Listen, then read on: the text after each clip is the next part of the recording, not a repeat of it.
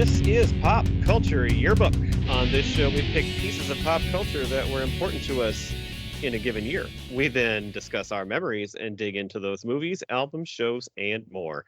I'm Brad. I am Pete. And I'm Giff. All right, and we don't really have a given year going on this month. Last week we had Dave Zalatoris on for some good REM talk. And we got some guests planned, and tonight we have very special guests. Why don't you say your name? People might remember you. Well, thanks for welcoming me aboard. I'm Brian Rappe, and I'm glad to be here as always. And I guess one of your founding members, or I'm not sure. Oh yeah, One of our supporting members, that's for sure. Yes. Make sure you take time to buy him a beer, buy him a coffee if you enjoy and support the show. Yes. he is if not the biggest, one of the few biggest supporters that we have. And because of that, he's been on before. And so that's why I let him just take it instead of introducing him, because some of you might know him. But we just discovered that we think we've got a very special moment here tonight. So we've discussed Saturday Night Live, like 2 months ago or so. Sure. Talked about Tom Hanks, and we talked about the big episode where he joined the Five Timers Club, and Steve Martin was on, and Paul Simon was on.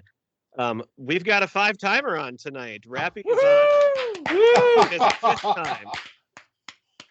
So if I counted right, you came on the first time. You picked Office Space, which was a great pick and a great episode. We've also done about a year ago, we did Swingers, which again was one of my all-time favorites. And then you've on at least 2 times for games that Gifford has made. If you look back in the catalog, you can find a Halloween game from last year where Gifford made, and Rappy was a contestant. And then I think the previous year during our Minnesota month, if you look for the Minnesota episodes, he was on for the. Do you remember which one you were on? That was I think it was the movies one, wasn't it? Probably the movie. Yes, it was the movie one. So he's got a long and sordid history with our show, and we love him, and we appreciate him, and we're going to go buy him a jacket with a big 5. Yes. And a cigar. Thank you. And if you could show me where that secret green room is, I would love to just hang out there and just be there. Yeah. I think the only other person in that room, Dave would be like the Steve Martin of our show. So you and Dave would have that room to yourselves for a while until we. Well, for tonight's discussion, he may be the John Goodman of the show. Yes. Oh yeah, he's also in the Five Timers Club. He's a five. He's a mini timer. Yes. He was always just a guy who would just come on. Yeah. So that's exciting, but this won't be the last time Rappy's on, because he always does a fantastic job. And personally, I believe he picks just the best topics when he's on too. So, anyway, why don't you tell them what you picked for tonight and why you picked it? So my choice for tonight is The Big Lebowski, out of 1999. 98. I remember seeing this movie in the theater, and I remember leaving not liking it and kind of upset. And I think what happened, I'm trying to figure out why. And I think what happened was, huge fan of Fargo, knew this movie was coming out, and like I was expecting Fargo, Pulp Fiction, some kind of gangster heist movie, and it's sort of that, but none of that at all.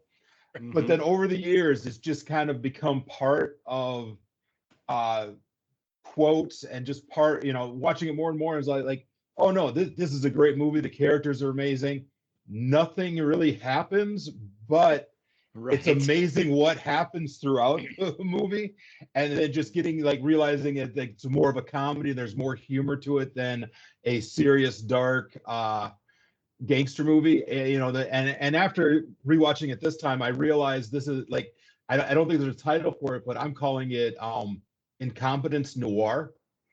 Oh sure. Is the style of the movie is what I'm kind of calling it now. So and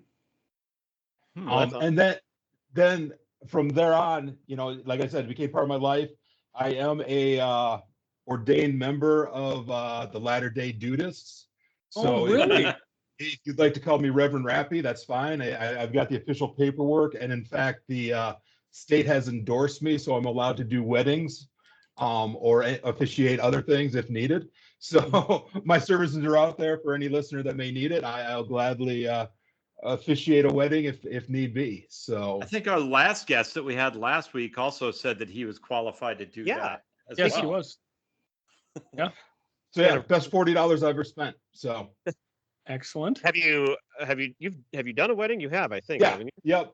So one of our former colleagues from Nicollet, I officiated her wedding. So Katie Larson. Oh yeah, right. Okay, I knew that. Can I ask before we get into our memory too? So after you left the theater and didn't really like it, how long was it until you like watched it again and then started to come around?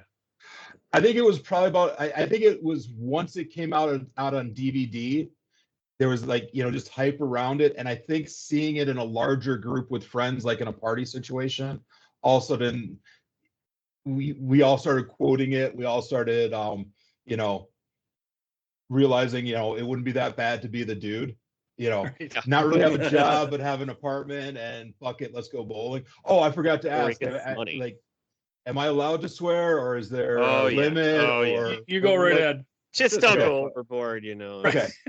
Yeah. Okay. Don't swear as much as the dude says, actually, man. We'll be okay. I do have a question. Earlier in your commentary, you coined the phrase "incompetence noir." Can you expand on that a little bit? Why you said that, and if there's any other movies that kind of fit that mold? Eat with the hard hitting questions. Wow. Yeah. Right. So a lot of times, like this movie gets like compared to the Maltese Falcon or the Big Chill, and it's called the one of Coen Brothers' styles would be a noir movie. And I kept on thinking about like that doesn't make sense because it is actual private detectives, it's actual professionals in like those other movies.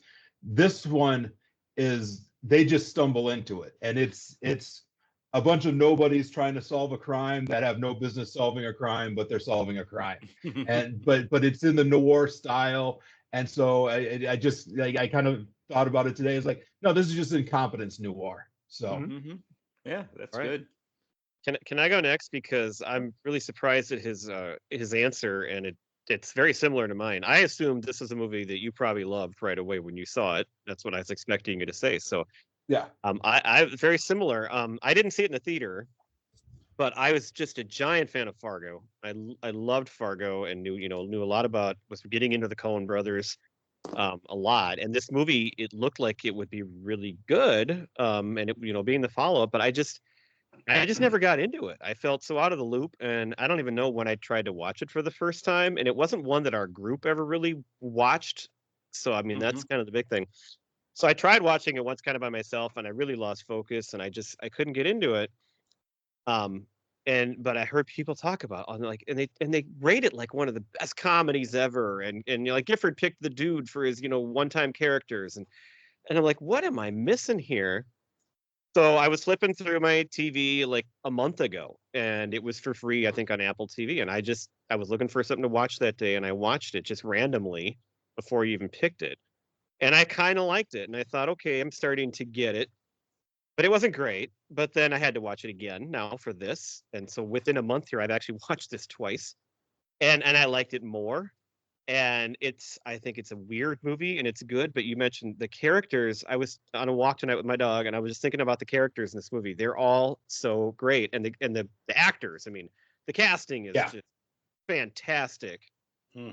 So it's not Fargo, and I guess I probably expected Fargo, but it is a good change of pace. And if you watch their movies, I mean, they're not all the same. So I am now a fan, but it's taken me 25 years. So we're doing this at just the right time for me. Took me a long time. Are you done there? I was just going to jump in. So for me, very similar as you guys. I think I saw it once a long time ago, but I didn't really take that much interest in it. I didn't watch it. This might actually be the first time I've ever actually sat down and watched it start to finish. I've seen plenty of bits and pieces of it here and there, but I did think that I thought overall it was a very good movie. It was a lot of fun. I thought it got a little bit slow about 2/3 of the way through the movie, and then it sort of picked itself back up again towards the end. But But it definitely, like you said, it was great casting, great characters, and there was a little bit of the Fargo like ultra violence towards the during the fight scene at the end, which I'm sure you'll get into, where he bites his ear off. But it wasn't like a main theme of the entire movie, like Fargo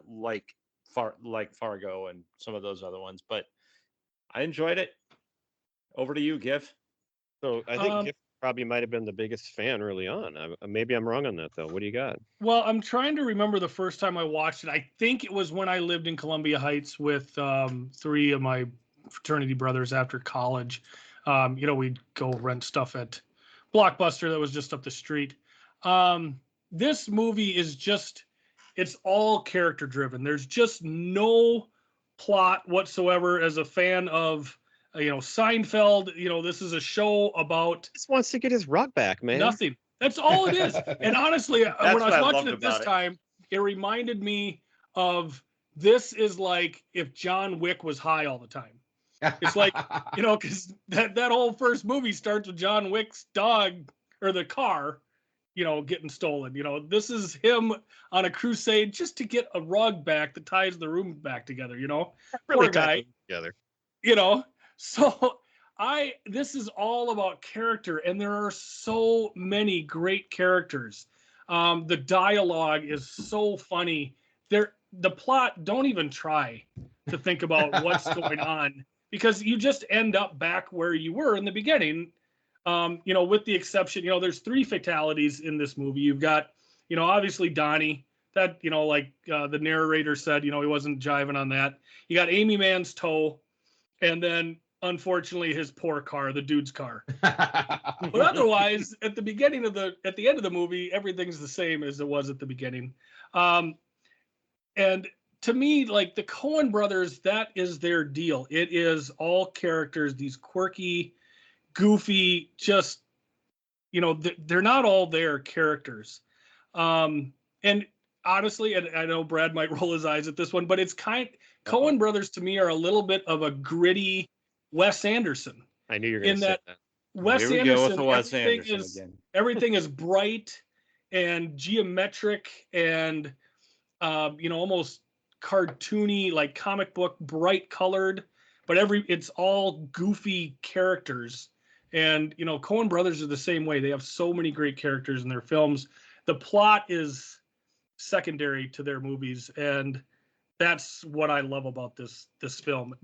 Everybody that comes on screen, there's something about them that's just so off, and they just work well together. They shouldn't work. You've got the Big Lebowski, as the rich guy, and then you got the dude Jeff Lebowski. They're miles apart, in social status and lifestyle, but they come together in these films, and they just work the way they do it. It's just awesome. Follow up then. So did you like it right away? And how many have you watched it a lot of times, or like how? I would say I've probably seen it with this viewing probably 4. And like you, it wasn't a couple months ago, but I think I've watched this movie maybe about 6 months ago. Just saw it was on and like, okay, I got to watch that again because I haven't seen it in so long. So it's not one that I go back to a lot, but the characters are just so great that, yes, the dude just appealed to me. And of course, Walter is just such a firecracker throughout the whole thing. He's a little much, but he's so good. Like, I don't always love John Goodman. I don't know what it is about him. Like, I like him, but like, I don't know. I don't love him. Like, he's an asshole in this movie. Right. He talks too much. He's but he's so good at it that it's like, it's great. Like, his intensity is incredible. Yeah. Very cocksure in this. And I loved him in Oh Brother, Where Art Thou too. His role, obviously much smaller role in that movie, but still just a larger than life, booming voice and, so sure of himself in that movie as well. So, well, this to me is the perfect role for John Goodman because he is the beer drinking everyman kind of guy. And that's why this role is perfect. Sometimes he gets put in roles that, I don't know that really fit for him, but this was a perfect fit. And he has said that this is his favorite movie that he's ever made. Maybe not his favorite movie, but the most fun he's ever had making a movie. Yeah, and so as you were talking about characters, Gif, I'd also say they created LA as a character. And I would say the city was its own character. I compared a lot to like LA Story, where LA Story, LA was a definite part of the character too. There's no talking signs, but they really made LA come alive. There's no talking signs, but Sam Elliott is kind of the talking sign. Because Yeah, I watched the movie, and it's like the most Sam Elliott role you could ever have. But I watch it, I'm like, why is he in this movie? Why is there a narrator? There's no need for him. There's no need for a narrator. He doesn't say anything important. But yet he's captivating because he's Sam Elliott. Well, and he's kind of like the talking sign. He's just that thing that I guess ties it together, even though there's really nothing to tie together. But just like most noir movies, there's a narrator.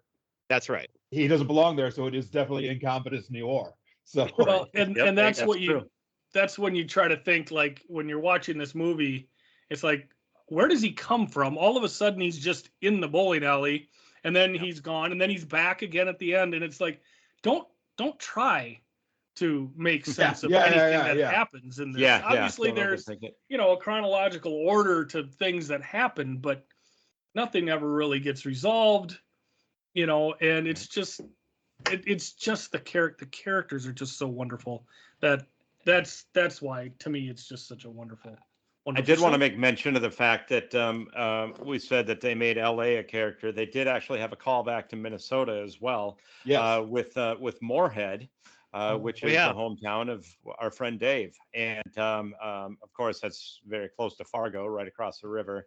So I think that was a little bit deliberate there. Good. I didn't even think about that, but yeah, you're probably right about that. Pete, you nailed that one again. I usually do. All right, well, it sounds like we'll talk a lot about the characters in this, but I think Rappe has a synopsis if you want to go through that, and then we lead us through it.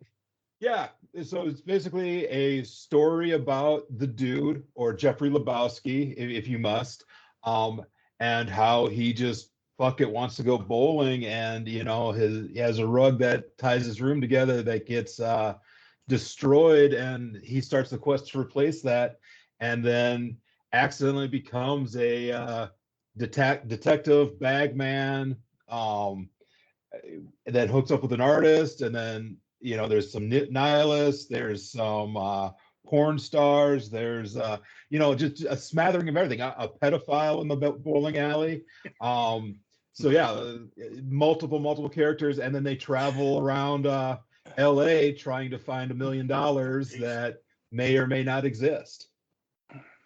Yeah, you never really know for sure if there was money or where it went. And then there's that high school kid thrown in there too. Like, that was great. Yeah, because again, there's no point in that, other than just to have that great scene of, once again, Walter thinking he's the smartest guy in the room and kicking the crap out of somebody's Corvette for absolutely no reason. It's just and then of course that again leads to more damage being done to the dude's car, which is just awesome.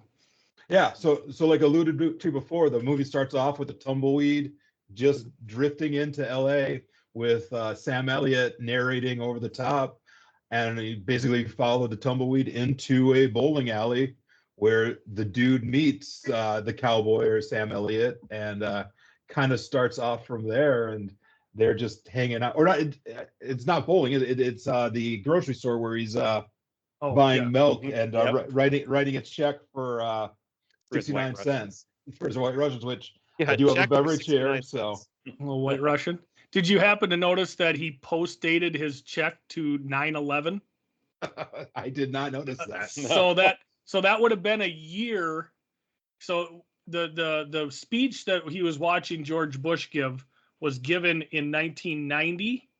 Okay. So he post-dated that check for how much? 69 cents. 69 cents, almost a full year, so that it would actually clear. That's how broke this guy is. You have a question. I don't know if so. I know we're not supposed to think about it because nothing matters or makes sense. But What was with the references to the Iraq War and Saddam Hussein? I mean, is there anything that because I just never could understand why that's even brought up. The only thing I could think was just to give it a time. That's what I thought too. Everybody kind of knows I felt like it was supposed to be a metaphor for something, but I could not figure that one out. So and that could be. So throughout, I think it was to give it a timeline, but it was also the dude repeats a lot of things. So at one point where, like, this aggression will not stand, he stole that from George Bush's speech that he heard when he was buying the milk. So I think, it shows that, these guys try to be clever. They try to, they hear things, but then they use it, and maybe not always in the best way. Yeah. So I think it was to to enhance the dude's character. I had forgotten that he did take that line from George Bush, so there was a clear connection right there. But there's a ton of, like Rappe said, there's a ton of times where not only he repeats things that he's heard, but there's also a lot of repeated phrases throughout the movie from different characters, even if they didn't hear it from another character. It's just there's a lot of repeated phrases. Could we go through our cast here just to kind of talk about what we got going? I was thinking that'd be a good idea. There's so many. Again. So starting off, Sam Elliott's the narrator. And then that mustache is just, I mean, it's enthralling. Well, and his voice is like a warm blanket. Yeah. I mean, good Lord, is it? And that's a great way to start a film, with that voice narrating over the top. And then the Big Lebowski is Jeff Bridges. Well, actually, the Big Lebowski is David Huddleston. He's the millionaire Lebowski. Yeah. Yep. Who, by the way, was in my dad's favorite movie of all time, Blazing Saddles. He was one of the side characters. Okay. I recognized him from the Wonder Years. He was Jack's dad, Grandpa Arnold from the Wonder Years. I think he was in about. But he was one of the least known people in the movie to me. But the Big Lebowski, he is one of the most just detestable characters in film. Like, he is just a horrible person, and you can't stand him for a second whenever he's on. Well, and what makes it worse is when you come to find out that he doesn't even have any money. He's not this great achiever that he's really a piece of shit. That he claims. No, it usually goes. Right, he's getting an allowance from his daughter, right? Isn't that Maud? So I think it's like she has been entrusted to run the Little Lebowski Urban Achievers through her mom. Yeah. So and so she's the one that moves money around, and so that's what makes him even worse, is that he hasn't done anything himself, but claims to be this great man, and and gets on the dude for being a pile of crap. And he's got all these awards on the wall and everything, and pictures. Let's talk about Maud next, since you brought her up. Julianne Moore. So she doesn't come into the movie till like maybe halfway through, right? But she is so good in everything, and this might be maybe one of my all-time favorite characters of hers. The way she talks and the way she plays this weird woman is just, it's amazing. Everything she says is awesome, and I just love her. I'm so entranced by her when she's on the screen in this movie. Well, and you get to see a lot of her too. Yes, just for a moment. She does that in a lot of movies, so that's okay. I have nice boobs, as Rachel would say. Of course, we have, Jeff Bridges plays our titular character here, the dude, he gave dudester. That nickname, according to the narrator, who even actually kind of makes fun of, you shouldn't do that, but right.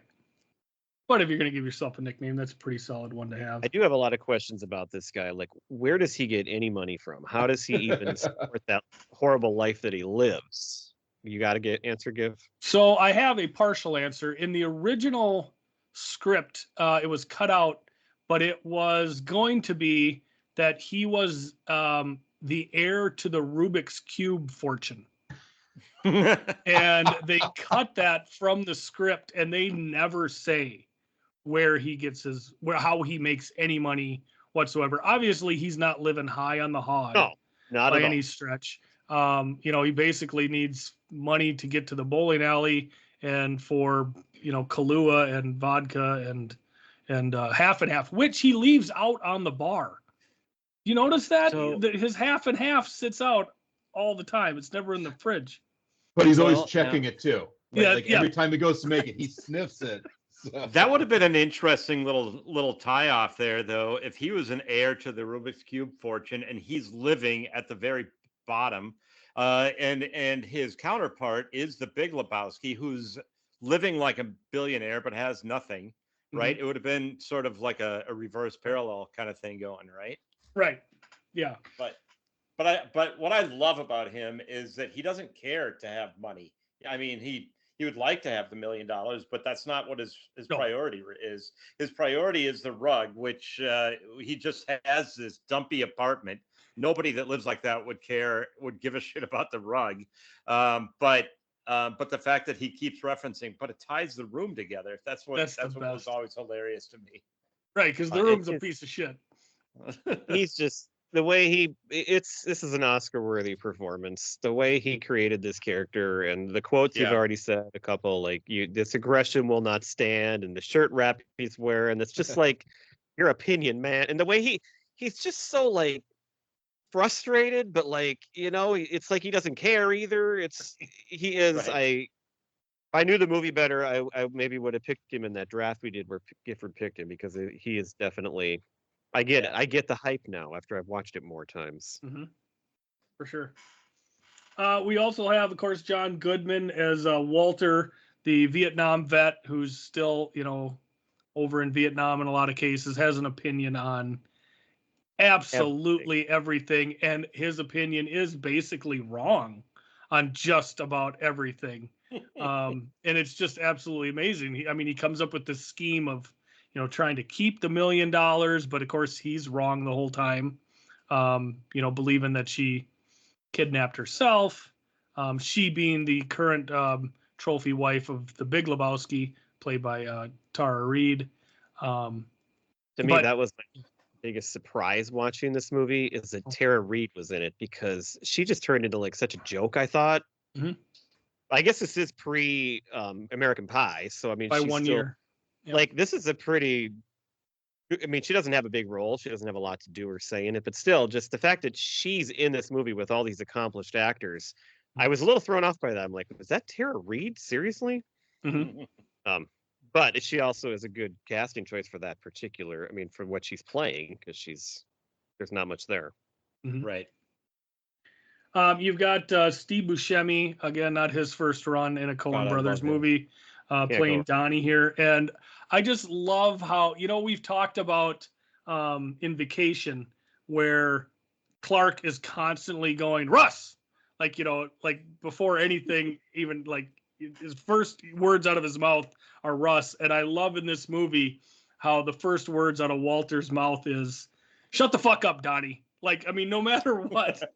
And there was one time where Donnie says something and Walter's halfway through the shut the fuck, and then he goes, oh, wait, that was actually, pertinent information here. Like, it's just an automatic response that anytime Donnie speaks, Walter just flies off the handle at him and tells him to shut up. It's just awesome. And he's just such a good guy, and he's just so easygoing, and he doesn't get mad at Walter.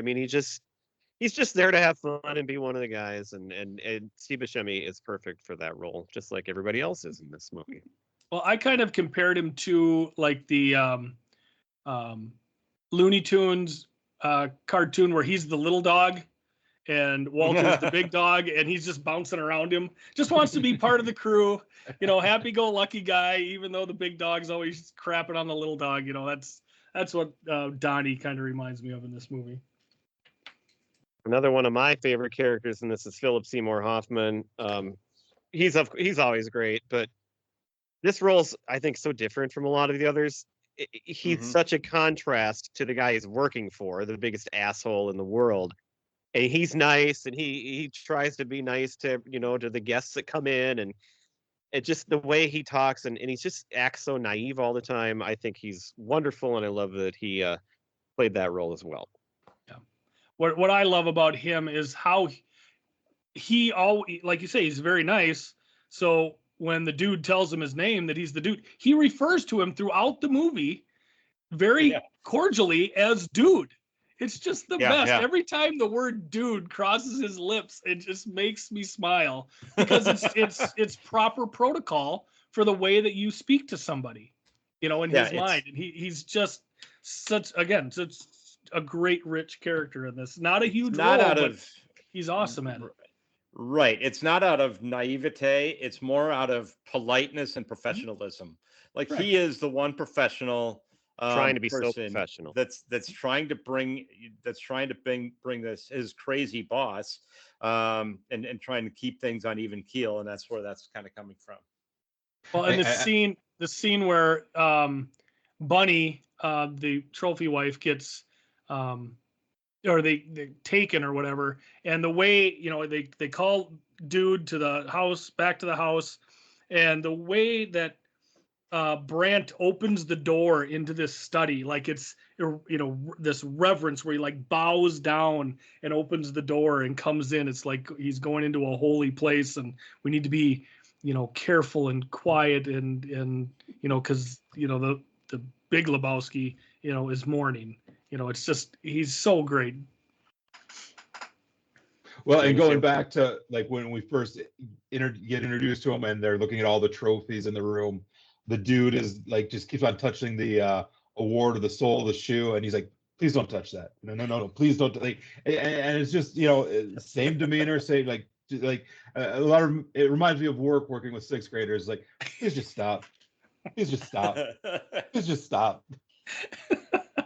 You're Brandt at school, is that what you're saying? So some days I feel like it. Mm-hmm. Smile on my face, but man, I need to strangle somebody. Mm-hmm. A couple more good Coen brothers. So John Turturro as Jesus is not a big role at all. What's he in, like 2 scenes? But his presence as this rival bowler in these 2 scenes is just fantastic. Well, you got the outfit, you got the pinky nail that's painted and like carved to a point. You've got him licking the ball, his little dance he does after his strike. He's the way he polishes his ball.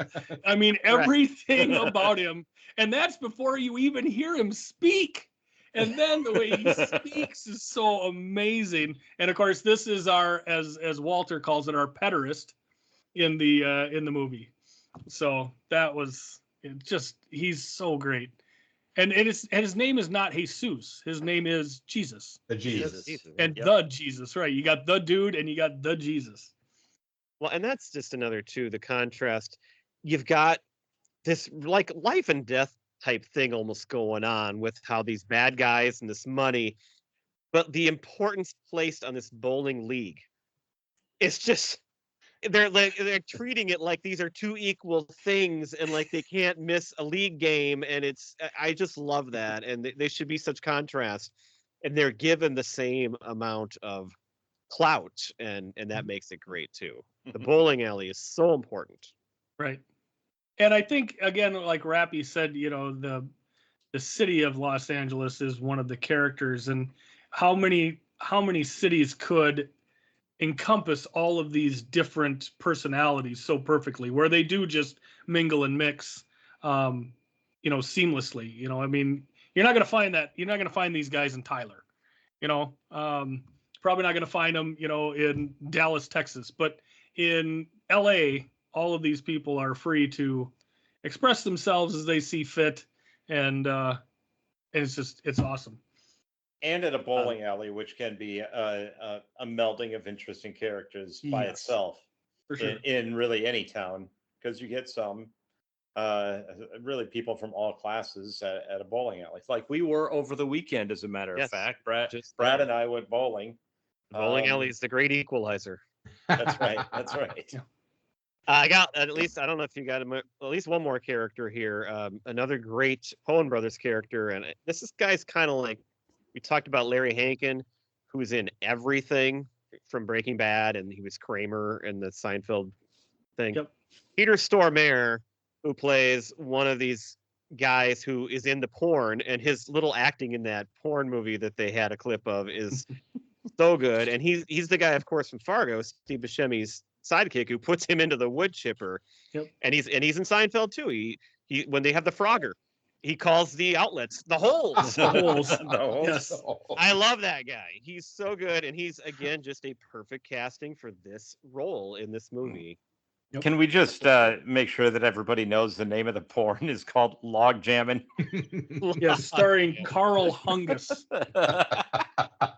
Yes. And Julianne Moore calls it the beaver picture. Yes. Not a porn, a beaver picture. Well, we also have to mention in Peter Stormare's group, he's nihilist number 1. We've got Flea. Is nihilist number 2.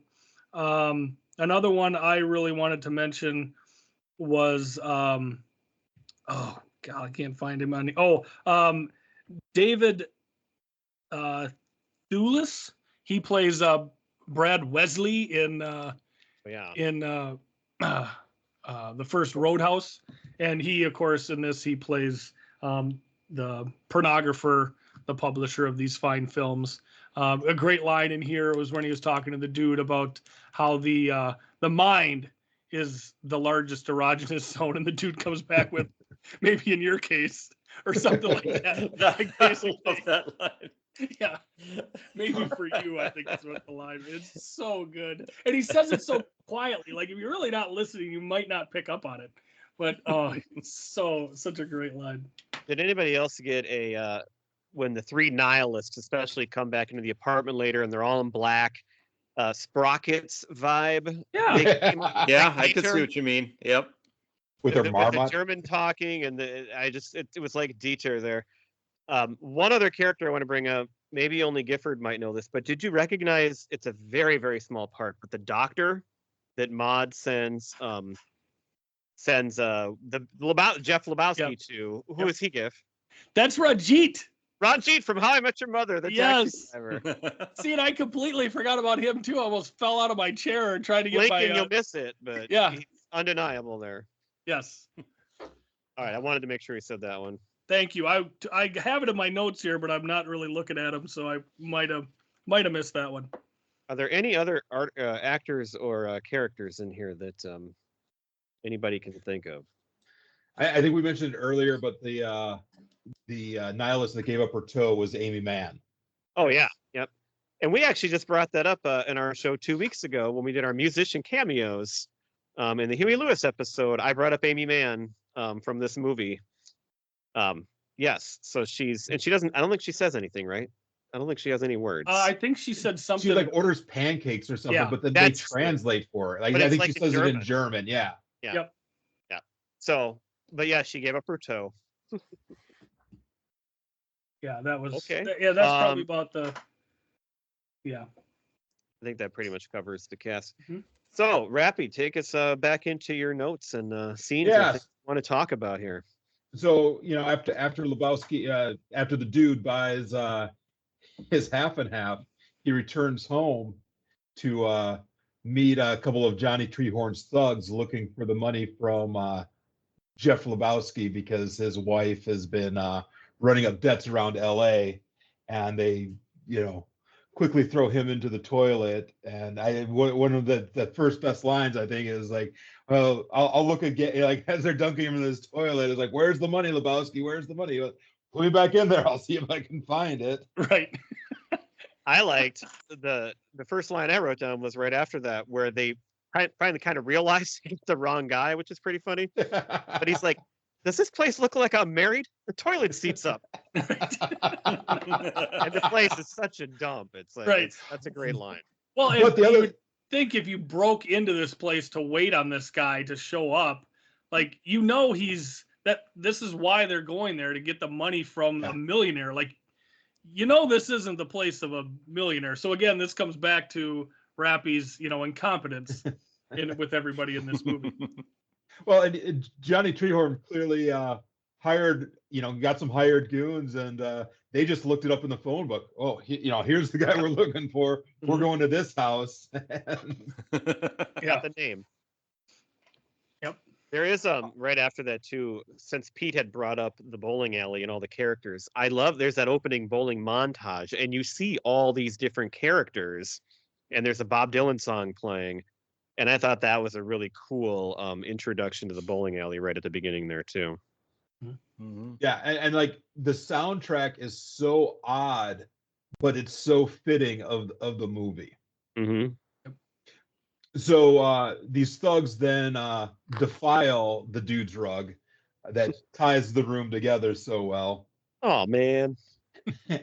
and I think that's the one thing. Even though he is in a dumpy apartment, you can tell he cares about it. Like he's upset about his rug being destroyed. He's upset when they take his bowling ball and drop it on the tile and shatter the tile. You know, it's that's I agree. That's tough, man. You break a tile like that. That's not an easy fix. No, it's not. Trust me. What the fuck is this? Obviously, you're not a golfer. Right.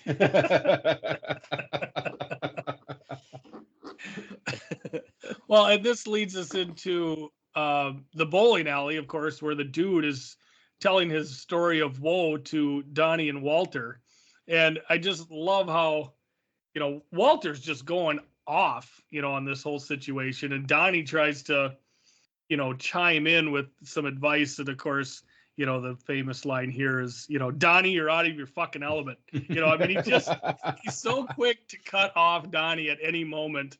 And the one part where Walter was correct is, of course, when the dude refers to one of his assailants as a Chinaman.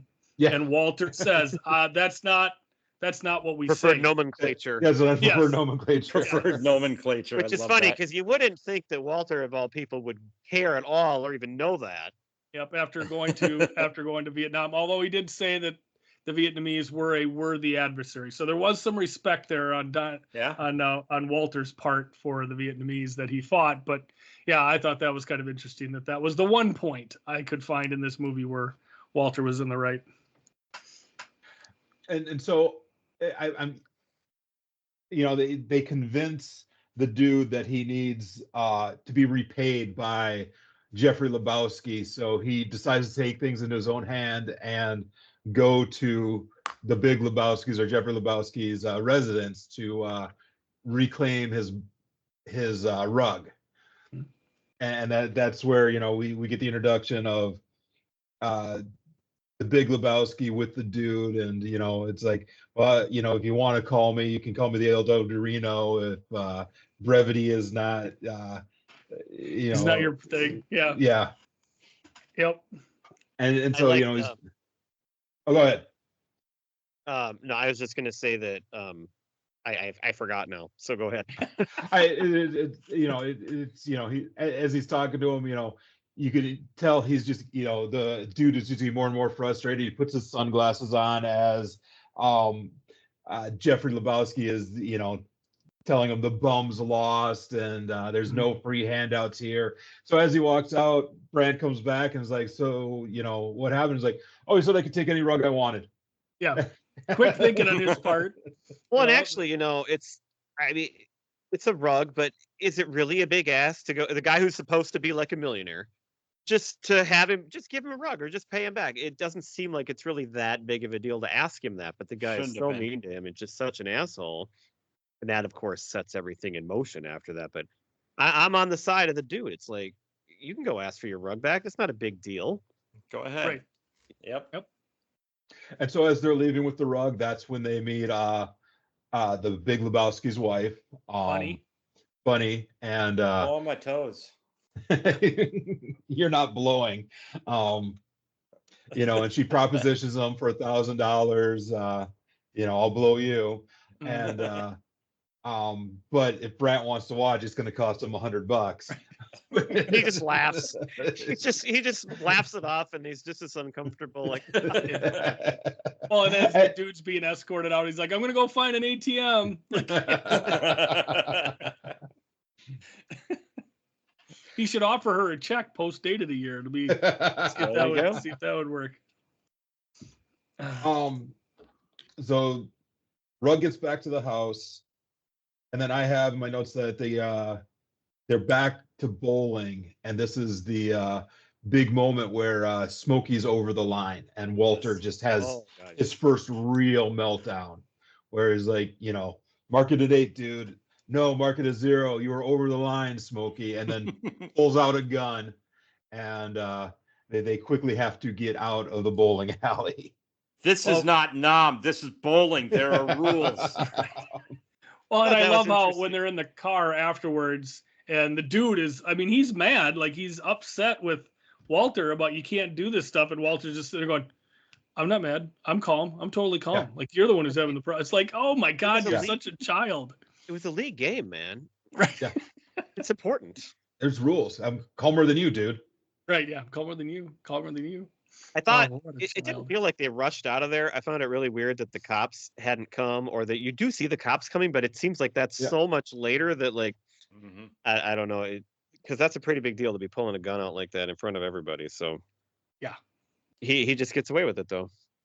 Well, and that's one of the other things that I like about Walter's character is that he's always wearing those yellow tinted glasses that are, I'm guessing they are shooting glasses. Yeah. So like he's always like a little bit on the ready for, being able to take that gun out and, maybe shoot somebody. There is one other character I just remembered I have in my notes here. When he gets his car stolen, there's the 2 cops he talks to, and one of the cops is the dad from There's Something About Mary. Mary's dad. How'd you get Frank above the beans? The beans above the Frank. Is it really? Is it? I'm sure Keith it is. David? It looks exactly like him. Oh, is it? I guess I missed that. I guess I didn't double check, but it was just so clear to me that was the same guy. Oh, no, that was Richard Gant. God damn it. Pete, edit that out. No, it's fine. It's fine. Moving on. What do you got next, Rappe?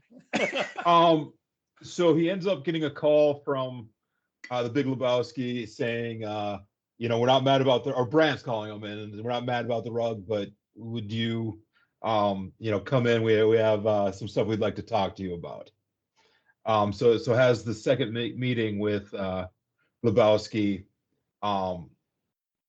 and that's where the setup, they get, all of a sudden Bunny's missing. We need somebody to, deliver the money to the kidnappers, and the story begins. And, it's trying to figure out, at this point we think there's money. But when he goes back to the bowling alley to have the discussion, like Walter has already figured it out, but they don't know he's figured it out. He's like, oh, she's not kidnapped. She's just, she's doing this. And then we also meet the Jesus at this point in the bowling alley. And, he's talking about how he's not going to put up with any of Walter's antics. So this reminded me of a time and I think I've said this on a show before, one of my go-to Halloween costumes is Walter from the Big Lebowski. So I got the yellow glasses, I got the vest, just cargo shorts and a bowling bag. So and a buddy of mine will dress up like the dude. So he has the wig and the sweater and stuff. So we ended up at this roller derby night with the Big Lebowski theme. And so we're walking around like this. And then all of a sudden, like this 8-year-old dressed up like the Jesus comes up to us. He's like, you guys got to take your picture with me. And I'm like, I am not going to take a picture with an 8-year-old that I don't know dressed up like a pedophile, because that is just going to be trouble in my future. And the entire night, this kid is following us around. You got to take a picture with me. You got, like, don't you have parents? Like, get away from me, you feral kid. Right. Yeah, no, this little kid, like, hair slicked back, had the hairnet on, had like a pencil mustache in, and like a purple jumpsuit. And it was the Jesus costume. But no, dude, you're 8. You need to get away from me. I didn't know this movie either. No. Yeah. Oh God. The thing I love is how Walter just inserts himself into the whole plan, and he refers to, like, it's we we're going to take the $1 million and we're going to do this. And we, it's just great how he just comes along and takes hold of everything. Well, he tells him too that he's supposed to do it alone, right? Like, and he just completely ignores it. And then the dude doesn't even like come back at him. He just lets him come with, which it's like he should know better. But and when the scene starts, like the dude is very excited that they're paying him $20,000 to make this drop. And I get to keep the rug. Yeah. Well, to be fair, that rug is just one thing, and he gets to keep the rug. That rug might have been a $20,000 rug. Who knows? I mean, sure, it was pretty nice rug. Well, and then during the conversation, they start talking about Marx, and Donnie pipes in, "Well, I'm the walrus. I'm the walrus." And it's completely talking about the wrong Lenin. The Beatles. Yep. Yeah. Shut the fuck up, Donnie.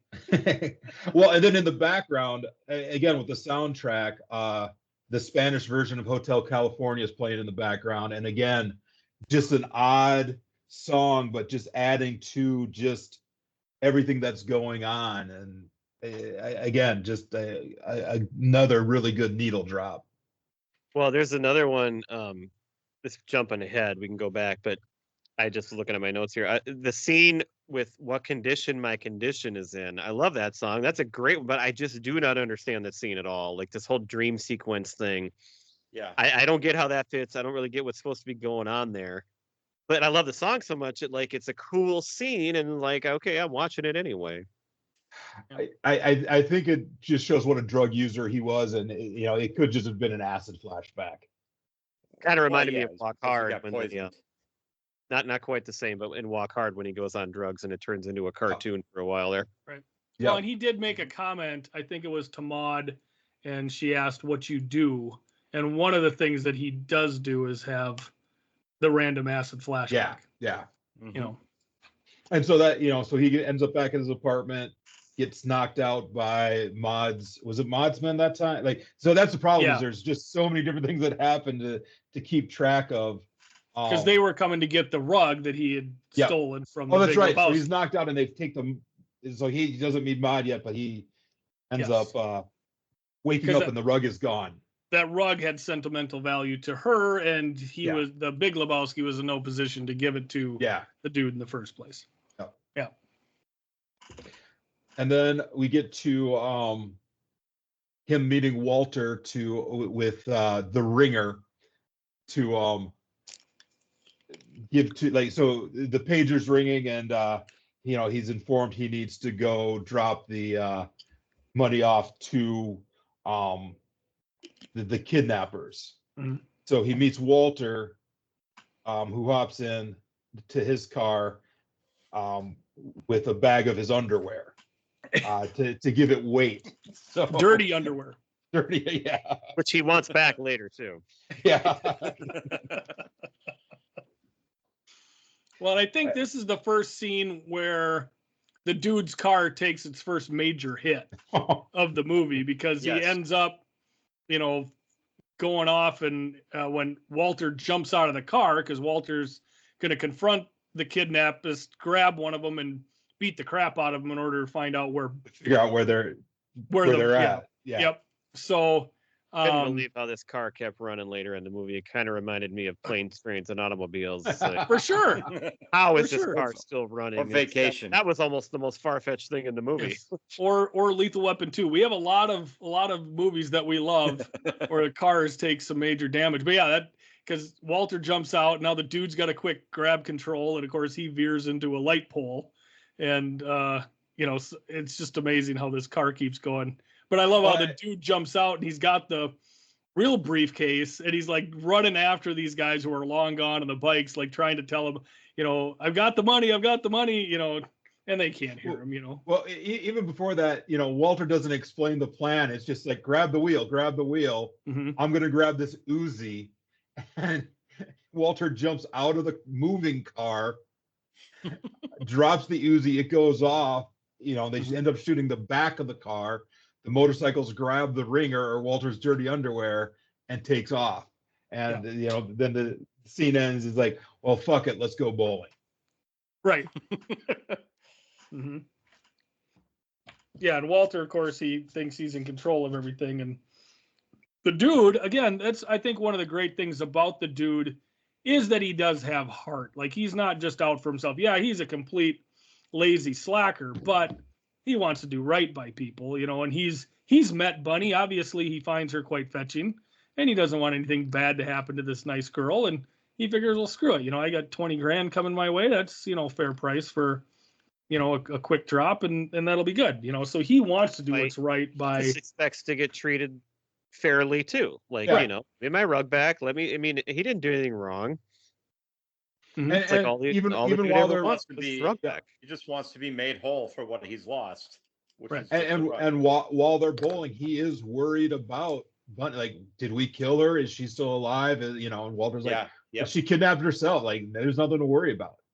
Right. So there is definitely concern. So they go bowling, and when they walk out of the bowling alley, they realize the car has been stolen, which they had also parked in a handicap spot. But it got towed. Yeah. So again, they immediately jumped to the conclusion of it's been stolen, which was accurate, but with what you just did, may not have been accurate. Again, there's multiple possibilities. Yeah, they exactly. set themselves up. Right, and Walter just continues to believe that nothing is wrong here. It's just all you happen to get stolen. So he finally gets home. He reports the car. The police are there, and they're taking his statement. And then he brings up, well, and my rug got stolen.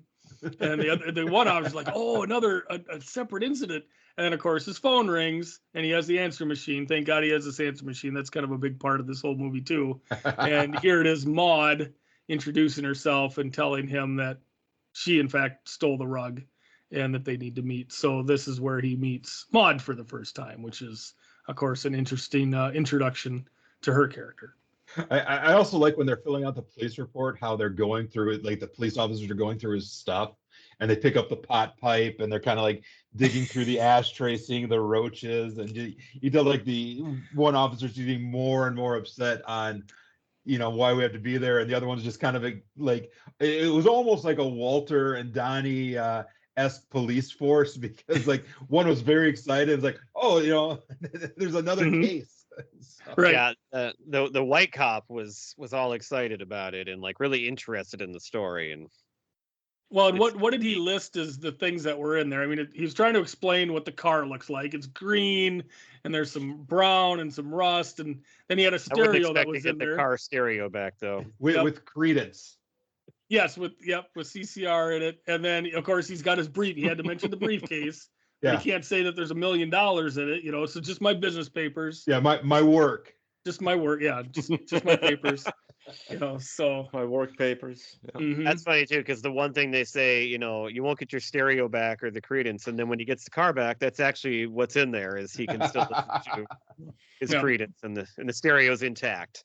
And this reminded me a little bit of the movie The Other Guys, when they get the Prius back. And after the people of, homeless people have had an orgy in there or whatever, because he gets in and the smell is just, god awful. And of course that. Or Seinfeld. Yep. Yeah. Yep. Yeah. There is one other character that I am right on who was on Seinfeld in this movie. The guy that follows him in the VW Bug. Oh, the PI. He was down the hall and had the Russian type wife, I think. I remember she's Russian. Was he the super? She was interested in Jerry. And he was a super. And Kramer convinced him that Jerry was a fancy boy, and he would, love me, I'm so important. And didn't Kramer end up sleeping with the guy's wife and then blaming it on Jerry or something? I don't remember if he did. It was, but or was it Newman involved? Yeah, there was a whole thing. It might have been Newman. Yeah. I think that's what it was. But it's the same one where Jerry had the man purse and wore the fur coat. And so that this guy from this movie thought that he was the fancy boy and made fun of him all the time. Mm-hmm. Well, and that's another scene where we see the car take a major hit. So he meets with Maude, right? Yep. And then they drive him back to his place. He gets out of one limo, gets escorted into another limo with the Big Lebowski and Brandt. Which is one of my favorite, like one of the lines we repeat all the time is like, "Hey man, beverage here." Right. Yes. As they're trying to throw him into the limo, and he doesn't spill his drink as he's tossed in, and yep. And this is where we get the tow. A tow has been sent. And I always kind of wondered, and again, I shouldn't get into the plot too much here because there is no point in this plot. But the tow is from the kidnappers. How do they know that she had the green? That's exactly the point. How would they know that she had the green paint on her toenail? And that the dude would have seen, or even the Big Lebowski would know that she had the green toenail polish. Saw her painting the toes, so he knew. Oh, that's true, because he was passed out in the pool. He was painting him when he met her. Yeah, that's when true. She offered to blow. That's why she had to blow on him. Yeah. See, now we figured that mystery out. Look at us being private. We still don't know how the guys who took the toe off Amy Mann would have had any idea. Well, because Carl Hungus, the nihilist number 1, was passed out in the pool. Oh. When he met that guy. Yeah, when the dude met Bunny for the first time. There so that's what it is. All right. Well, that mystery is history. Good work. Yes. So of course, this leads more in like, oh my God, they're actually, mutilating this poor girl. So you're thinking, okay, well, she didn't kidnap herself. She may actually be in danger. And I love when, of course, later in the movie when they're talking again in the bowling alley, and it's Donnie and it's Walter, and Walter has some comment about how it's just a series of victimless crimes at this point. I mean, somebody's lost a toe. Like, there's an actual victim somewhere in this whole sordid affair. So that's where then Walter and the dude are in the diner. And so that's right. This is diner. So Walter's like, "Do you want a tow? I can get you a tow." And then just they ask him, "You need to calm down." I don't need to calm down. I have my rights. And right. The dude just gets fed up with him and walks off. And it's like, "I'm not leaving. I'm finishing my coffee." Here and drink my coffee. Yeah, he's such a child. And then now the dude finally meets the cowboy in the bar, and the cowboy asks him not to swear as much. I love that. Do you have to use so many cuss words? Yeah. Fuck you talking about? Right. So when my mom saw "Oh Brother, Where Art Thou," I was talking to her. She saw it in the theater, and I'm like, "Well, what did you think of it?" She's like, "I really enjoyed it, but does that George Clooney need to say fuck so much?" And I had never heard my mom swear to this point. Yeah. And then for the next 20 minutes, she was just laying the F word. Like, I can't believe how much she said fuck, and and on, and I'm like, "Mom, who are you?"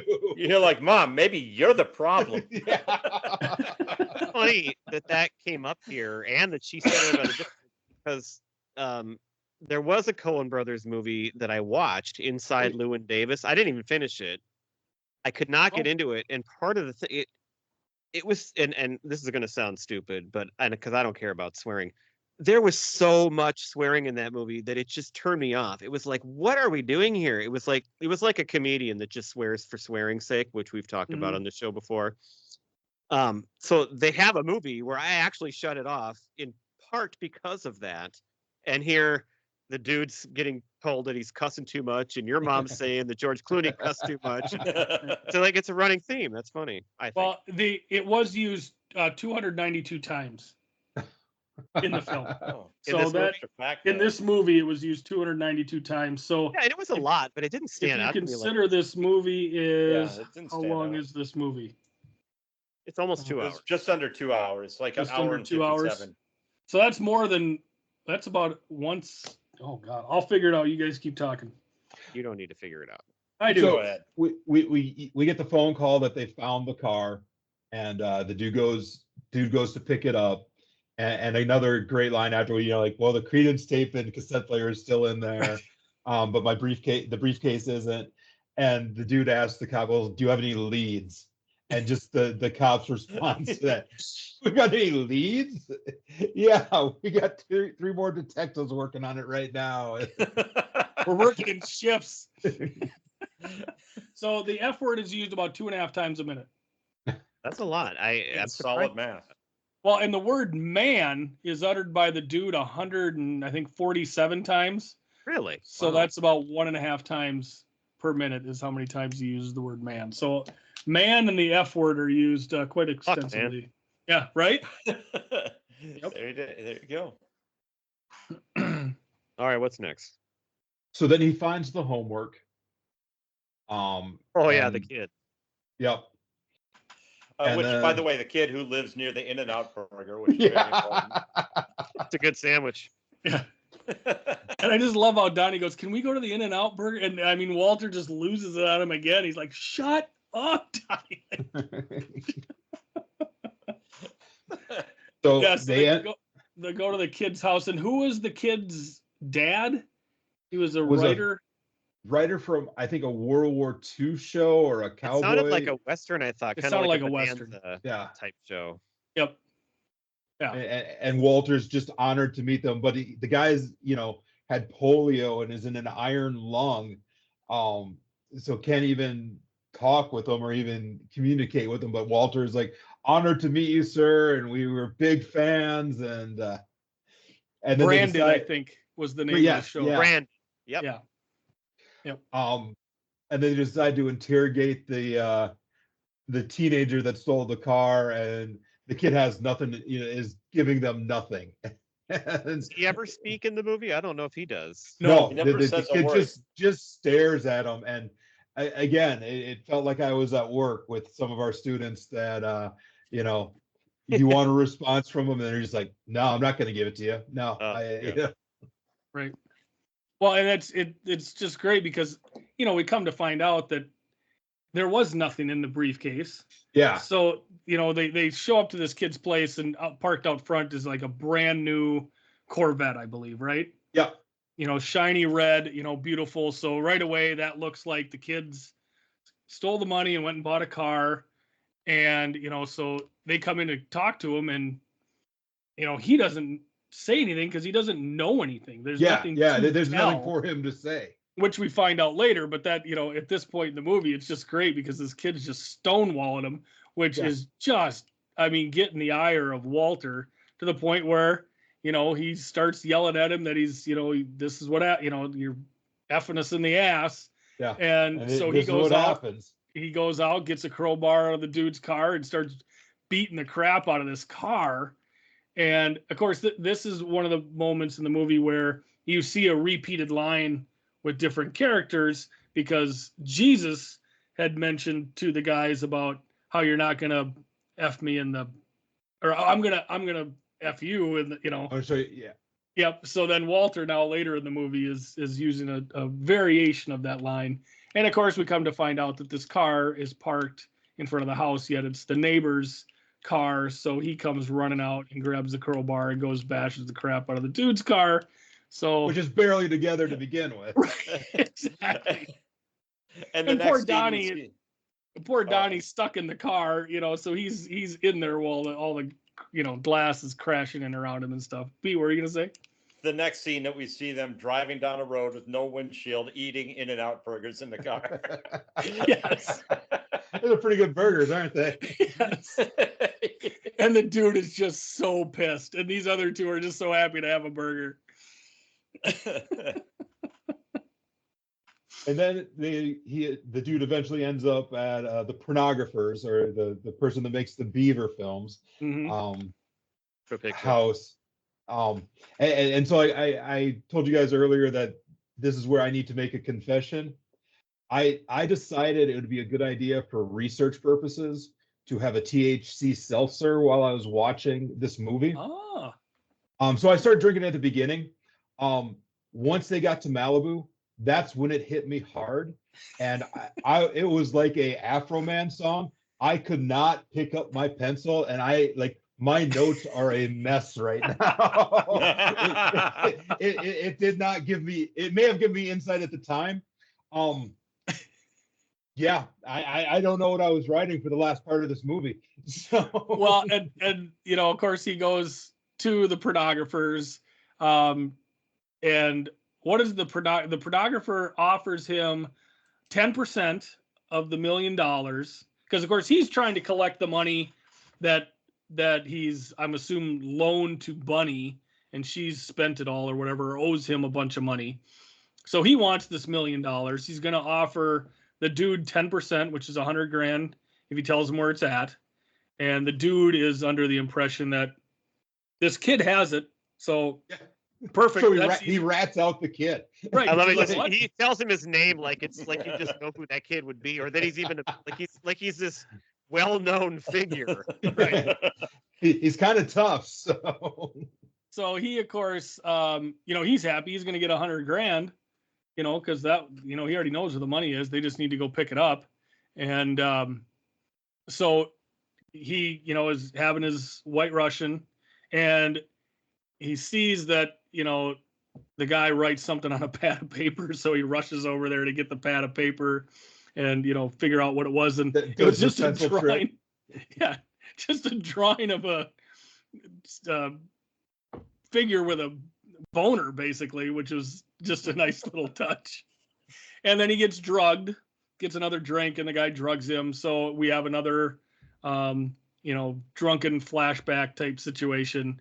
And then he ends up comes to running down the road with the police coming after him. And the chief of police from Malibu has him in his office, and then just kicks the crap out of him. I love where he throws the coffee cup when he at him. Launches that mug at his head, it just right in the face, knocks him over, tells him to get the hell out of his nice beach community,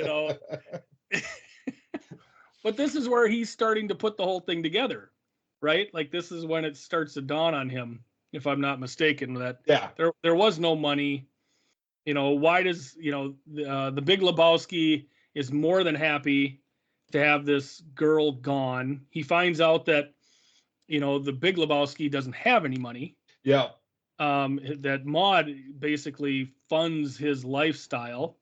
So basically he withdrew $1 million, kept it for himself. Bunny leaves, or, this is great for him. He doesn't want her found. Yeah. So he's just trying to keep the money, and it's just a rat race around town, because everybody thinks there's $1 million in this case, and really there's nothing. It's a double cross on top of a double cross on top of a double cross. Right. So he kind of puts everything together, and then of course we have Bunny, who just flies by him on the street one night on her way back from visiting friends out of town, and now she's back, and so there is no kidnapping, and everything is kind of just out in the open. And of course, the nihilists still want the money. They think there's money out there somewhere. Whatever's on you. Well, I got what did he have, $6 or? Yeah, they're all trying to find money. But isn't, before the nihilist, isn't there one more car accident where he's the other detective is following him, or is that after? No, I think that's because he hasn't met the. He knows he's detective. being tailed. So this is before he's being tailed, and it's right after he gets his car back, and he sees car coming, this little blue VW Bug, and it's just great because of course he's smoking a joint. He's got the roach clip out, so it's down to nothing. He drops it in his he goes to flick it out the window, but the window's up and it ricochets right back into his crotch, and he's trying to put it out. So he rams it into a. He hits that dumpster so freaking hard. I mean, ramps it up. It's just, I get such a kick out of how hard he hits that dumpster, but the car still somehow runs. I don't quite understand that, but. Yeah, because he ran into that PI outside his house, and that's kind of when he figured. It starts putting more information together, and that there really wasn't, they never had the $1 million. Mm-hmm. And then they're back to bowling again, and when they leave the bowling alley, the car's on fire now. Yep. And the nihilists are angry that their girlfriend lost the toe and they want the $1 million, and they're trying to explain that there's not $1 million, and Donnie's trying to figure out what a nihilist is, and and I just love how Donnie or Walter keeps looking at him and goes, "Don't be afraid. These aren't tough guys. It's going to be okay. Like, they're not even like Nazis. Like, Nazis at least have a code. That ethos. An ethos, it's just great. And again, this comes back to your comment about incompetence. Like, these guys act tough and they look tough, but really they're just complete piles of crap, and Donnie or Walter, takes care of, two of them on his own. When Walter launches his bowling ball at him and hits him in the chest, it's like, that dude is dead. That guy is not. Yeah. And of course, the downside to the end of this scene here is that Donnie, of course, has fallen. He's having a heart attack, and of course, we understand why he had to die. That's seemed necessary. But that does bring us to, I think another great gag in this whole movie is when they take his ashes and they're going in to the Folgers can. In a Folgers can, right? Well, the whole thing about asking about the urn and then they won't. That was funny. And how like it was only $180, which is not a lot, but they couldn't come up with it. Yeah, like, where's the nearest Ralph? And he says something about just because we're bereaved doesn't mean we're suckers or whatever. Yeah. And so they take, Donnie's ashes up to this top of this cliff to spread his ashes over the Pacific, because evidently he was a surfer. And Donnie is saying his little prayer or whatever. It kind of reminded me a little bit of Clark with Aunt Edna, just the rambling, idiocy. And to find out that Donnie was a surfer. Right. Like, there was nowhere in the movie that he was like, but also like, we got to make sure it's important that we know he was a surfer. Yep. Like, what? Well, we find out that his full name is, because Walter uses it here, his full name is Theodore Donald Donnie. How do you say his last name? Anyway, but I thought it was funny that his actual name is Theodore. But yes, of course, he pops the can on the Folgers jar, and when he throws the ashes, they blow back inland, and he just right on the dude. And it's like he doesn't even realize the ashes are going the opposite way of what he intends, and he doesn't even care. And then he looks at the dude, and he's like covered in ash. Well, it's a great shot of the dude where he's just standing there. It's like all over his glasses, his sunglasses, and he's just standing there, motionless, watching. But before Walter turns around to see the dude, he gets like a little bit on his shoulder, and he's like, oh, and he kind of like rubs that little bit off, and then he turns around and the dude is just completely covered in ash. There's one line a little bit earlier than that I wrote down that I thought was really good, and when he's talking to the Big Lebowski and how they tried to set him up, and he said how they needed somebody that nobody cared about, somebody that's not important. And then he looked at him and he goes, well, aren't you? And the dude just goes, well, yeah. But that doesn't mean he doesn't deserve his rug back. Right. One of the other great gags in this movie is, I don't remember at what point it was, but the dude is in his apartment and he's basically barricaded himself into the apartment. So he takes a 2x4, puts way too many nails, more nails than anybody needs, right into his floor to prop a chair up against the knob of the door. And he gets done doing this and starts to turn around, and the guys who he's probably trying to protect himself with come in because the door opens out and not in. So all of his efforts are for naught. And I mean, how many times does this guy go into his own place? He knows that frickin' door opens out. That's the best part. I mean, he's such a dope. Well, and then there's the final when they confront the Big Lebowski, and Walter grabs him and pulls him out of the chair because he doesn't think he's crippled. Again, he's wrong. Mm-hmm. So they try to get him back in the chair, but that's kind of puts all the pieces together. But by the end of the movie, we still don't know.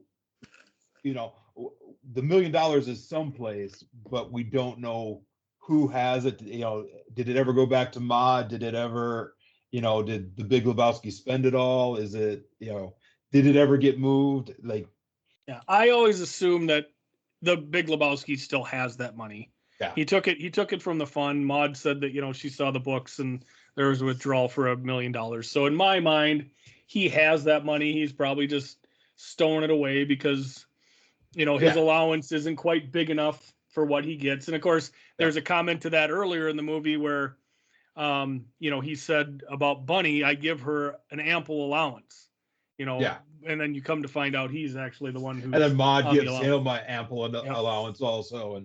And we completely skipped over that Maud is trying to get pregnant with the dude's baby. And again, it's because they want an anonymous person to, for her to have a child, for Jeffrey Lebowski to, be the ringer. So again, just, using the dude because he is not anybody. Right. And he sure fits the bill for a lot of things. Yeah. Right. Well, and that's the great part is when she says, because he goes, oh, what are you doing? Because she's rocking back and forth with her legs up in bed. And he's like, oh, are you doing some yoga? She goes, no, I'm trying to get pregnant. And of course he is like concerned, but as soon as she explains to him, I'm interested in doing this with somebody who has no interest in raising a child, then he was like, oh, okay. Oh, that's fine. Yeah, whatever. And then the wrap up is they're back at the bowling alley, and Sam Elliott kind of just ends the movie kind of, bummed out that Donnie died, but at least there is a Big Lebowski, or a little Lebowski out there coming along, and then the dude is taking it easy for all our sinners. So, and of course we have the famous line of, the dude about, he asks him, take it easy, dude, and as the dude's walking away, he has the dude abides. But yeah, so that might be one of the biggest lines from the movie, I would say. And that is actually a Bible passage, comes from a Bible passage, in Ecclesiastes 1:4, if you will. It says, the generation passes away and another generation comes, but the earth abides forever.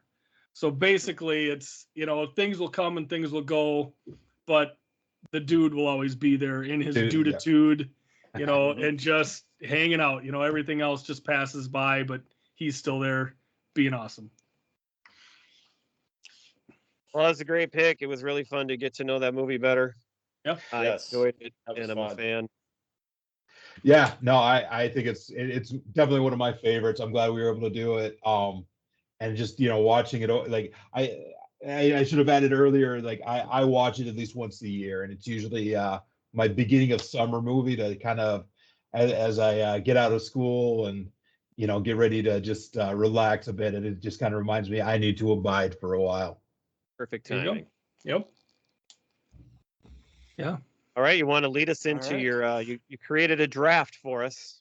Yeah, so the draft, I was top 5 private dicks, or just your top 5 detectives. They can be police officers if need be. Wait, when you meant detectives when you said private dicks? Uh-oh. Yeah, I was gonna say Pete. Top of Pete's list is log jamming. Log jamming. Yeah, he's definitely gonna have Hungus on his list. That I'm guessing. The other one was going to be the top 5 favorite Beaver films, but that could have been a good one. Go ahead, I cut you off. Yeah, so like my thought was we can use all media. So if we want to use books, TV, movies, pick what you want from where you want. And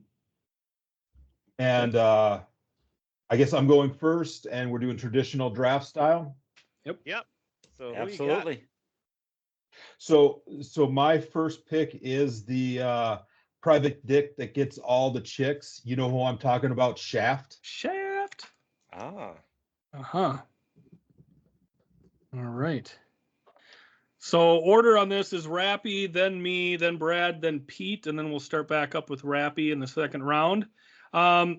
So I started my list with private investigators, but once you said we could add detectives, correct?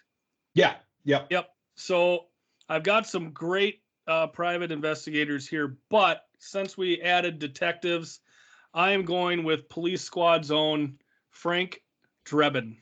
That was my number one pick. Thanks. You sniped me right off the bat. I didn't change mine to add detectives, so that would have been too much work after I already had my list done. So that's a great one. That's a good one.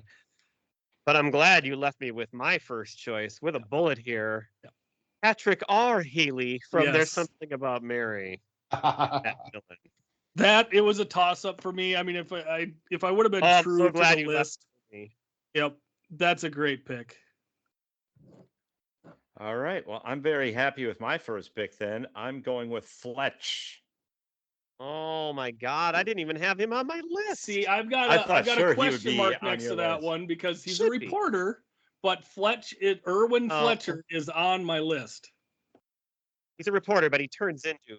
Yeah, he's a. I mean, I would say detective. Yeah, you're not protesting my pick, are you? Okay. Absolutely not. I just wanted to know if we could pick him. I love that pick, Pete.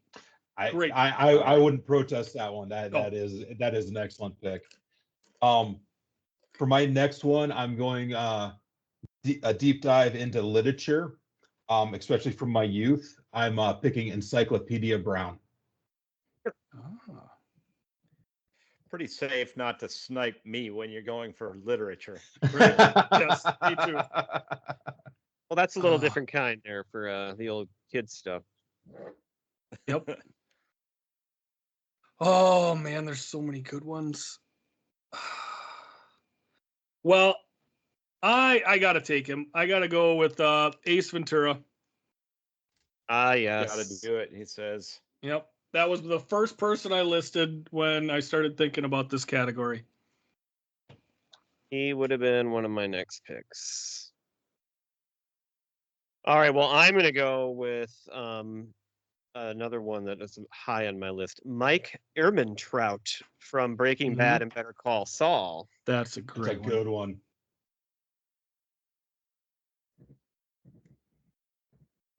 Very well.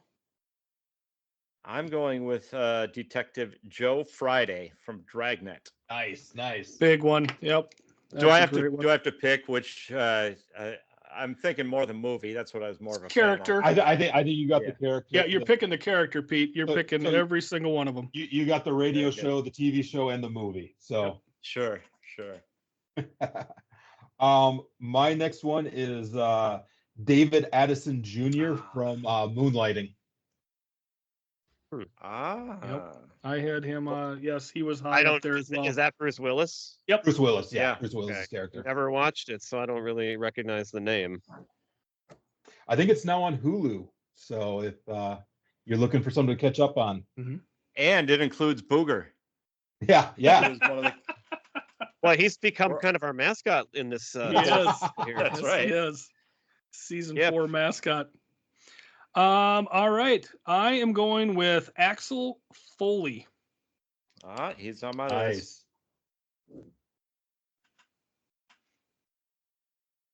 Okay, well, I'm going to go with a big one recently, Benoit Blanc from Knives Out.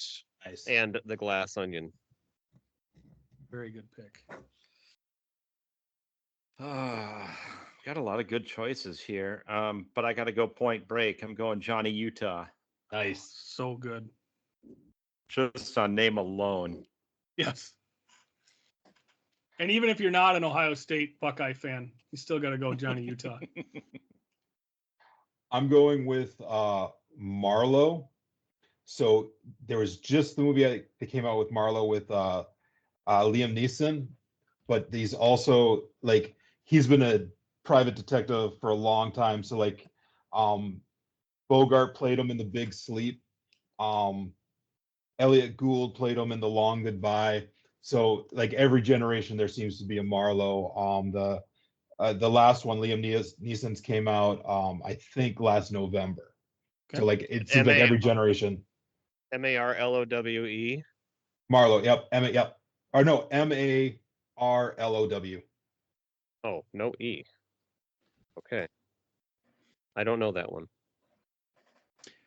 All right. I am going with the second name that I wrote down. I'm going with it. There's been 2 iterations as far as I know, but I'm taking the one with the Testarossa and the mustache. We're going with Magnum P.I. Nice. P.I., private investigator. Private investigator. It's right there. All right. I'm going to go with one a little more under the radar, but I loved this movie in the 90s, and it's a huge actor. Easy Rollins, Denzel Washington in Devil in a Blue Dress. Oh, nice. Oh, good one. Love that movie. Speaking of noir. All right. I am going to go with Mr. Green in Clue, who was the undercover detective the whole time, as revealed at the end. See, and I'm not going to say because we got more people coming up. Who played him? Do you know? Do you have the? It was. I looked this up. Oh, I can picture him. I got it here. Mr. Green, played by Michael McKean. Oh, okay. Yes, Michael McKean. All right, Rappe, your last pick. So for my final pick, I'm going with Mystery Incorporated, Velma. Ooh, I didn't even think of them. God, great pick. Ooh, all right, last pick. All right, I'm going with this. I think he's great across all media. I'm going with Batman. Great investigator.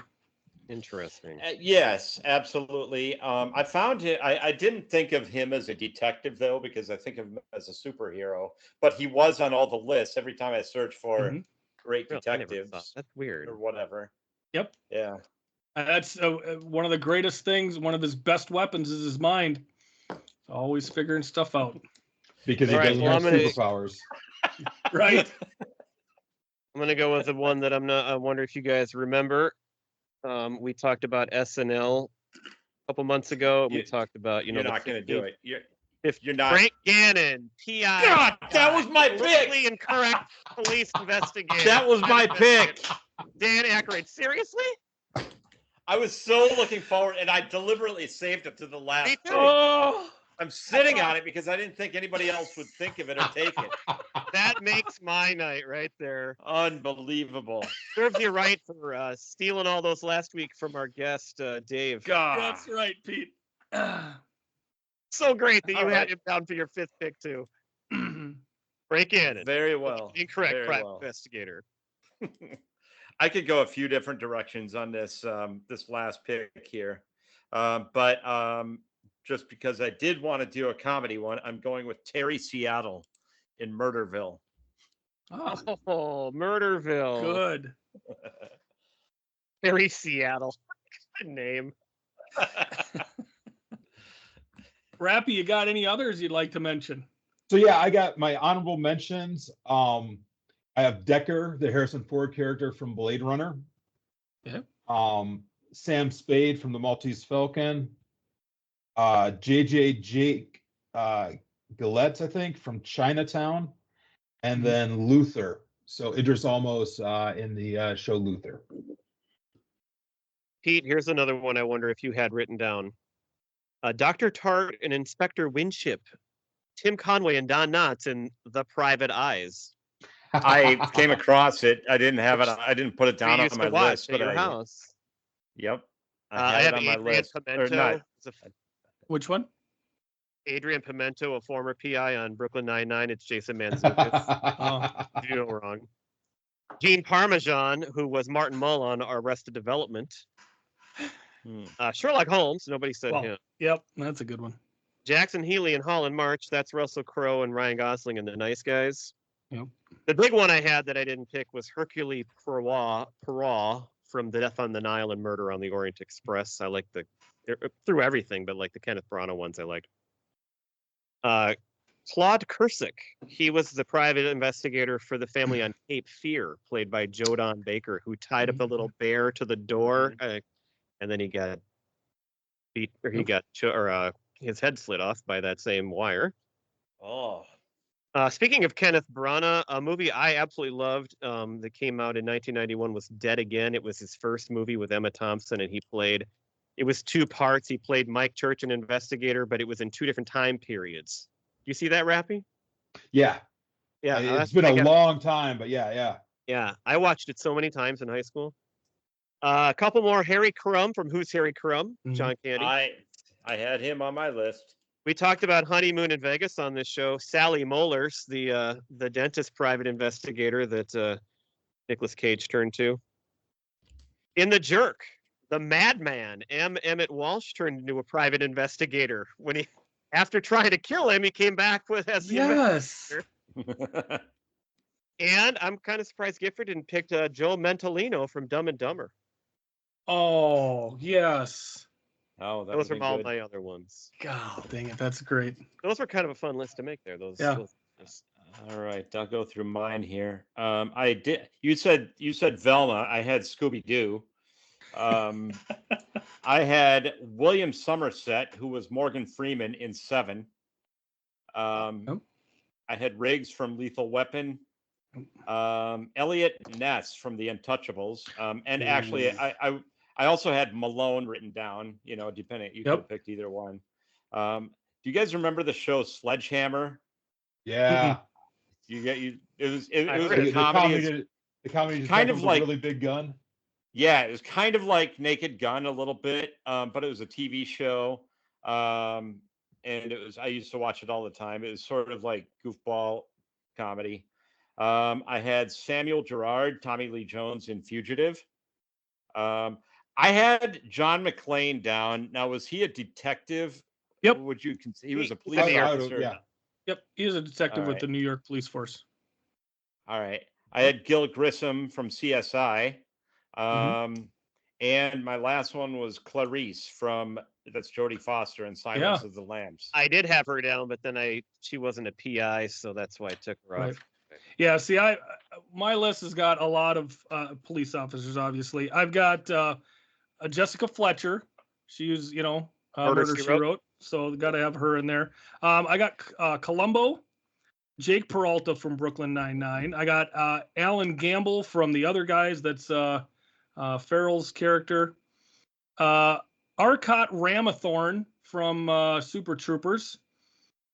Also Nicholas Angel from Hot Fuzz. Pete, I had Wadsworth from Clue, the butler. I thought he was a great detective trying to figure everything out. Yeah, but he wasn't the actual detective. That's why I put Mr. Green. Sure. I got Jack Reacher. You could pick any one of Charlie's Angels. They were all private investigators. I picked Alex Monday because she was played by Lucy Liu in the movies. Chandler Jarrell from The Golden Child. He was a private investigator. I also have Rick Simon from Simon and Simon. He was my favorite of those two. We got Carl Hanratty from Catch Me If You Can, worked for the Secret Service.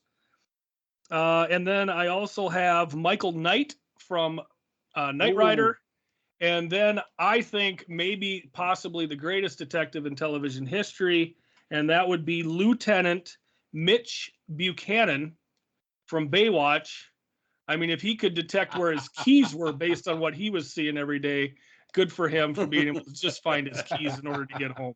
So Mitch Buchanan rounds out my list. So you had two. That's David Hasselhoff, right? Yes. So you had two David Hasselhoff. Two David Hasselhoffs. Nicely done. Out. Yes, thank you. That's for my German fans out there. You have that great fan in Germany. Yeah, do we? Yeah, awesome. Well, we talked about. Remember, we used to talk about all the time. He still listens, as far as I know. Thank you very much. It is. Danke Shane. Yeah. Frankfurt. Rappy, this is a lot of fun. Thank you very much for coming on our show. Yeah, I'm glad episode. Yeah, I'm glad to be on the 5, Pete. I look forward to seeing my coat. So absolutely. Hey Gifford, do you know what band is always log jamming? That is Preacher Row. You're damn right. Good ending. Thanks for listening, guys. Thanks for picking it, Rappy. Thanks for being on. Hey, thank you. I'm always honored to be on. I'll come back anytime, and thank you so much. And most importantly, thank you for supporting us. Yes. Yeah. Buy these guys a cup of coffee. Come on. We need more supporters. All right. Bye, everybody. Goodbye. See ya. Bye.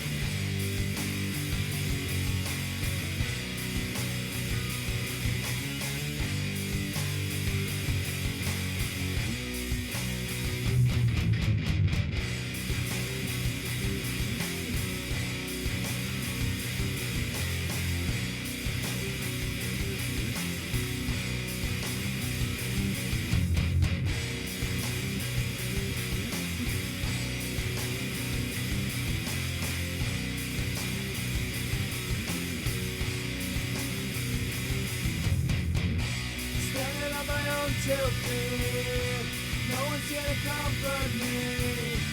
Sorry for what I have done. Sorry that your son is gone. 7 steps and it will be my last. Hands tied, tell me on my back. I turn and I look to you.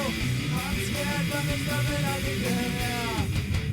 Hang high if you want to.